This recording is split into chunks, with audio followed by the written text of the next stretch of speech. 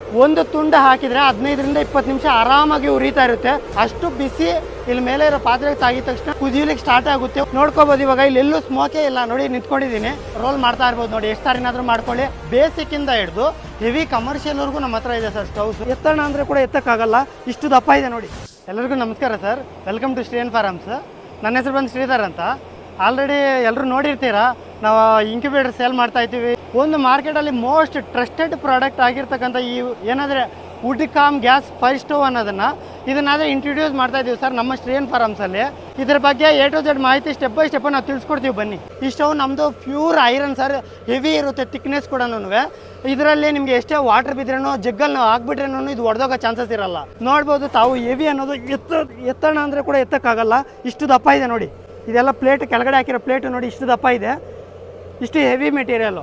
ಎಷ್ಟೇ ವರ್ಷ ಬಳಸಲಿ ಈ ಮೆಟೀರಿಯಲ್ ಅನ್ನೋದು ಹೋಗಲ್ಲ ಸರ್. ಆ್ಯಕ್ಚುಲಿ ನಾವಾದರೆ ನಿಮಗೆ ಈಸಿಯಾಗಿ ಒಂದು 10 ವರ್ಷ ಅಂತ ಹೇಳ್ತೀವಿ, 10-15 ವರ್ಷ ಲೈಫ್ ಟೈಮ್ ಇರುತ್ತೆ ನೋಡಿ. ಇದು ಫ್ಯಾನ್ ಏನಾದರೂ ಇದೆಯೋ ಇದರಲ್ಲಿ ಇಟ್ಬಿಟ್ಟು ಈ ಥರ ಕನೆಕ್ಟ್ ಮಾಡಿಬಿಟ್ರೆ ಆಟೋಮೆಟಿಕ್ ಆನ್ ಆಗಿಬಿಡುತ್ತೆ, ಅಷ್ಟೇ ಸಿಸ್ಟಮ್ಮು.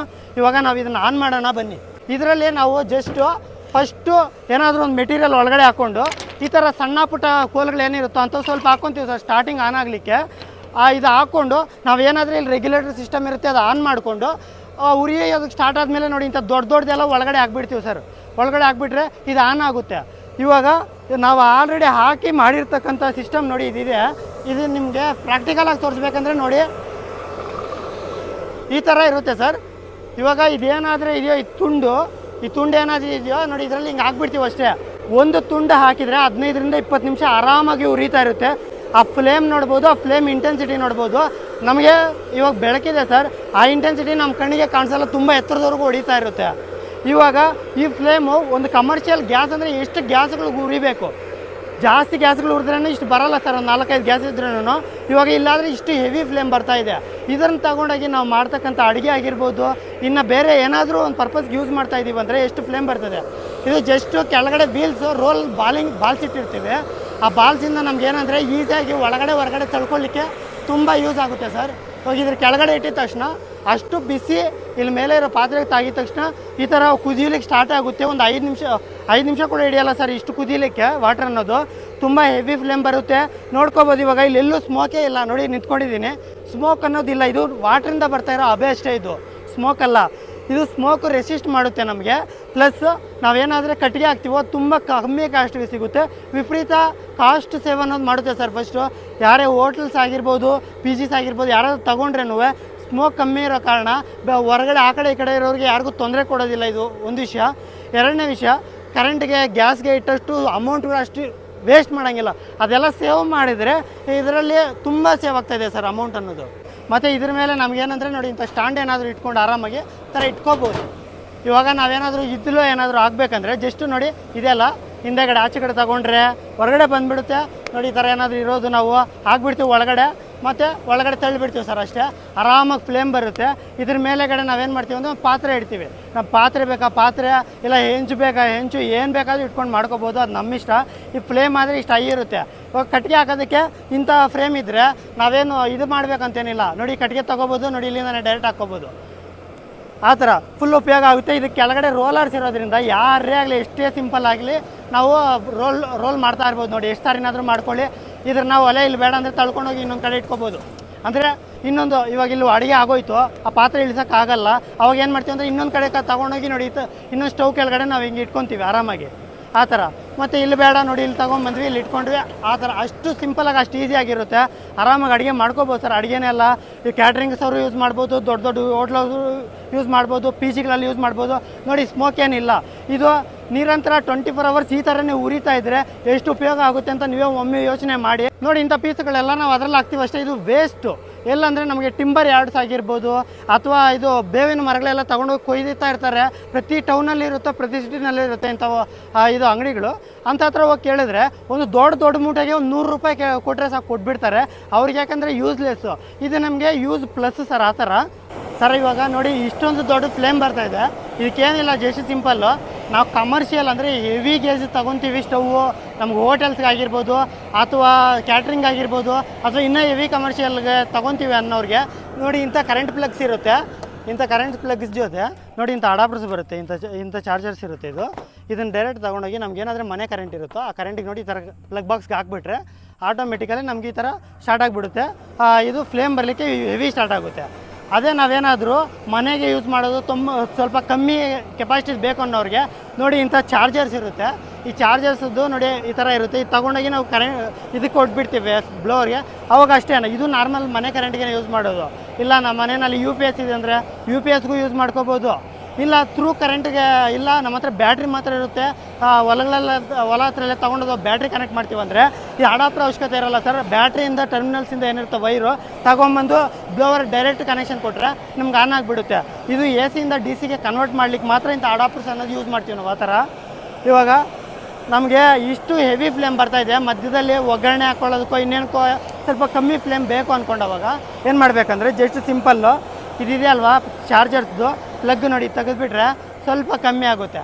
ಇನ್ನೂ ಕಮ್ಮಿ ಬೇಕು ನಮಗೆ ಅಂದವಾಗ ನೋಡಿ ಇದು ತೆಗೆದುಬಿಟ್ಟು ಇದನ್ನು ಏನಿದೆ ಇದನ್ನು ರಿಮೂವ್ ಮಾಡ್ಕೊಂಡ್ಬಿಟ್ರೆ ನಮಗೆ ಇದಾಗ್ಬಿಡುತ್ತೆ ಸರ್, ಫುಲ್ಲು ಕಂಟ್ರೋಲ್ ಬರುತ್ತೆ. ಬೇಕು ಅಂದಿದ ತಕ್ಷಣ ನಮಗೆ ಮತ್ತೆ ಫ್ಲೇಮು ಏನಾಗಿದೆ ಇದೆ ಕನೆಕ್ಟ್ ಮಾಡಿದ್ರೆ ಸ್ವಲ್ಪ ಸ್ಲೋಗೆ ಸ್ಟಾರ್ಟ್ ಆಗುತ್ತೆ. ಎರಡನೇದು ಕನೆಕ್ಟ್ ಮಾಡಿದ ತಕ್ಷಣ ಹೆವಿ ಫ್ಲೇಮ್ಗೆ ಸ್ಟಾರ್ಟ್ ಆಗಿಬಿಡುತ್ತೆ ಸರ್. ಬರಲಿಕ್ಕೆ ಒಂದು 2 ನಿಮಿಷ ಅಷ್ಟೇ ನಮ್ಗೆ ಆನ್ ಆಗಲಿಕ್ಕೆ ಆಫ್ ಆಗಲಿಕ್ಕೆ ಬೇಕಾಗಿರ್ತಕ್ಕಂಥದ್ದು. ಅಷ್ಟು ಸಿಂಪಲಾಗಿ ರನ್ನಿಂಗ್ ಆಗುತ್ತೆ.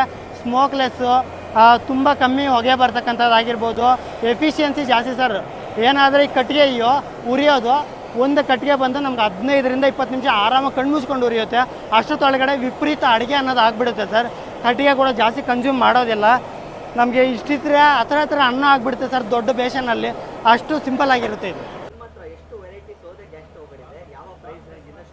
ಇದರಲ್ಲಿ ನಮಗೆ ಬರ್ತಕ್ಕಂಥದ್ದು ಬೇಸಿಕ್ಕು ಒಂದು ಸ್ಟವ್ ಇರುತ್ತೆ ಸರ್. ಅದ್ರ ಬೆಲೆ 3,999 ರೂಪಾಯಿ ಆಗುತ್ತೆ. ಅದು ಬಿಟ್ಟರೆ ಇದು 2ನೇ ಕ್ಯಾಟಗರಿನಲ್ಲಿ ಬರುತ್ತೆ ಸರ್. ಈ ಸ್ಟವ್ ಬಂದುಬಿಟ್ಟು ನಮಗೆ 4,999 ರೂಪಾಯಿ ಆಗುತ್ತೆ ಈ ಸ್ಟವ್ ಅನ್ನೋದು. ನೋಡ್ಕೋಬೋದು, ಹೆವಿ ಕೂಡ ಇರುತ್ತೆ. ಇದಕ್ಕೆ ಬರ್ತಕ್ಕಂಥ ಬ್ಲೋವರ್ಸು, ಸೆಟ್ಟು, ಅಡಾಪ್ಟರು ಎಲ್ಲ ಬರುತ್ತೆ ನಿಮ್ಗೆ ಇದ್ರ ಜೊತೆಯಲ್ಲಿ. ನೆಕ್ಸ್ಟು ಬರೋಷ್ಟೊಳಗಡೆ ಅದಕ್ಕಂದರೆ ಸ್ವಲ್ಪ ದೊಡ್ಡ ಸರ್ ನೋಡಿ ಇದು ಕಮರ್ಷಿಯಲ್ ಇದು ಬಂದುಬಿಟ್ಟು 5,999 ಇರುತ್ತೆ ಸರ್. ನೋಡಿ ಇದು ಕೂಡ ಹೆವಿ ಮೆಟೀರಿಯಲೇ ಇದೆ. ಎಲ್ಲನೂ ಹೆವಿನೇ ಸರ್, ಒಂದೇ ಮೆಟೀರಿಯಲ್ಲೇ. ಕಮರ್ಷಿಯಲ್ಗೆ ಹೋಗೋಷ್ಟೊಳಗಡೆ ಇನ್ನೂ ಕೆಪಾಸಿಟಿ ಅನ್ನೋದು ತುಂಬ ಜಾಸ್ತಿ ಆಗುತ್ತೆ. ಇದ್ರ ಬೆಲೆ ಆದರೆ 5,999 ರೂಪಾಯಿ ಇದೆ. ಇದು ಬಿಟ್ಟ ಮೇಲೆ ಕಮರ್ಷಿಯಲ್ ಸೆಗ್ಮೆಂಟ್ ಸರ್. ಈ 3 ಬೇಸಿಕ್ ಸೆಗ್ಮೆಂಟು. ಅದಾದಮೇಲೆ ಕಮರ್ಷಿಯಲ್ ಸೆಗ್ಮೆಂಟ್ ಬರುತ್ತೆ ನೋಡಿ ಸರ್. ಇದಾದರೆ ಏನಿದೆ ಇಷ್ಟವು ಕಮರ್ಷಿಯಲಲ್ಲಿ ಬೇಸಿಕ್ ಇರುತ್ತೆ. ಇದ್ರ ಬೆಲೆ ಬಂದುಬಿಟ್ಟು 12,000 ಆಗುತ್ತೆ ಸರ್. ಇದು ಒಂದು ಪೀಸ್ ಬಂದು 12,000 ಆಗುತ್ತೆ. ನೆಕ್ಸ್ಟು ಈ ಕಮರ್ಷಿಯಲ್ ಆದಮೇಲೆ ನೋಡಿ ಇದು ಬುಲೆಟ್ ಅಂತ ಬರುತ್ತೆ ಸರ್ ಇದ್ರ ಹೆಸರು. ಈ ಬುಲೆಟ್ ಕಮರ್ಷಿಯಲ್ ಸ್ಟವ್ ಬಂದುಬಿಟ್ಟು ನಮಗೆ 22,000 ಸರ್. ಎಷ್ಟು ಫ್ಲೇಮು ಎಷ್ಟು ಉಪಯೋಗ ಅಂದರೆ ಇದರಲ್ಲಿ ಬರ್ತಕ್ಕಂಥದ್ದು ಗನ್ ಬಂದಂಗೆ ಬರುತ್ತೆ ಸರ್.